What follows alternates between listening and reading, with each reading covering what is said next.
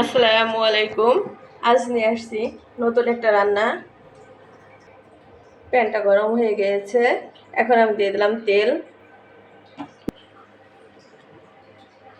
বিসমিল্লাহ। আপনাদের দেখাবো বোয়াল মাছ, এই ছোট বোয়াল মাছ রান্না শিম আর বেগুন দিয়ে। মাছগুলোকে প্রথম আমি ভেজে নেব। মাছগুলার দুই সাইড আমি ভেজে নেব।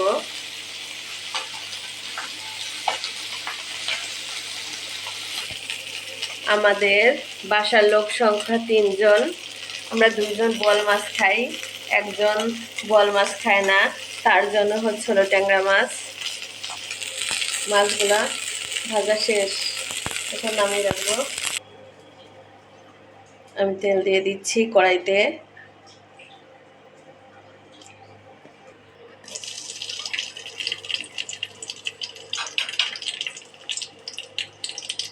কয়েকটা কাঁচামরিচ দিয়ে দিলাম, দিয়ে দেবো হচ্ছিল মশলা।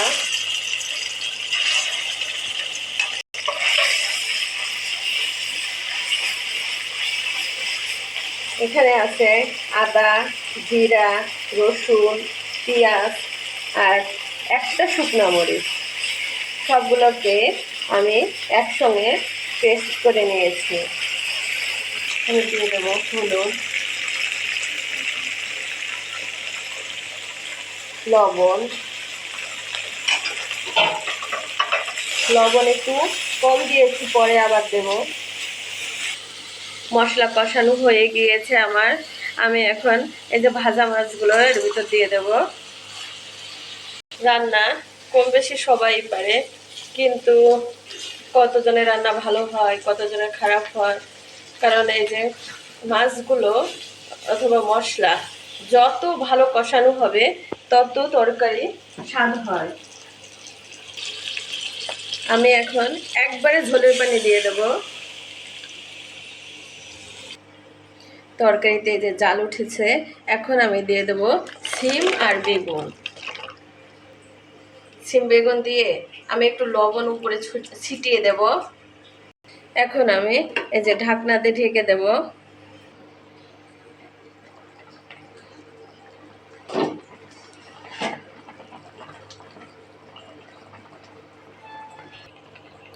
যখনই বেগুনি তরকারি রান্না করবেন, বিশেষ করে এই ঝোলটা মানে যখনই পানি দেবেন, পানি দেওয়া পানিটা গরম হওয়ার পরে বেগুনটা দেবেন, না হয় বেগুনগুলো শক্ত হয়ে যাবে। আর আপনি পানিটা গরম করে যদি বেগুন দেন তাহলে বেগুন কখনো শক্ত হবে না, বেগুন একদম নরম হয়ে যাবে। তাহলে এক টুকটা টমেটো দেব। এখন দিয়ে দেবো ধনিয়ার পাতা। ধনিয়ার পাতাগুলো আমি ডিপ ফ্রিজে রেখে দিয়েছিলাম। আপনারা এভাবে ডিপ ফ্রিজে রেখে দিতে পারেন। এই যে চামচ দিয়ে দিয়ে দেবো। ডিপ ফ্রিজের থেকে ধনিয়া পাতা বের করে সঙ্গে সঙ্গে তরকারির ভিতর দিয়ে দিতে হয়, আবার ডিপ ফ্রিজে রেখে দিতে হয়। আমার তরকারি রান্না করা প্রায় শেষ। আপনারা সবসময় সত্য কথা বলবেন, মিথ্যা মানুষকে ধ্বংস করে দেয়। মিথ্যা এড়িয়ে চলবেন, আমাকে সাপোর্ট করবেন। যখন তরকারি রান্না করবেন তখন এই যে মাঝখান থেকে একটু তরকারি নিয়ে খেয়ে দেখবেন যে লবণ হয়েছে কিনা। না হলে তরকারিতে লবণ হবে না, ঝাল কম হলে দেওয়া যাবে, কিন্তু আপনার খেয়ে দেখতে হবে।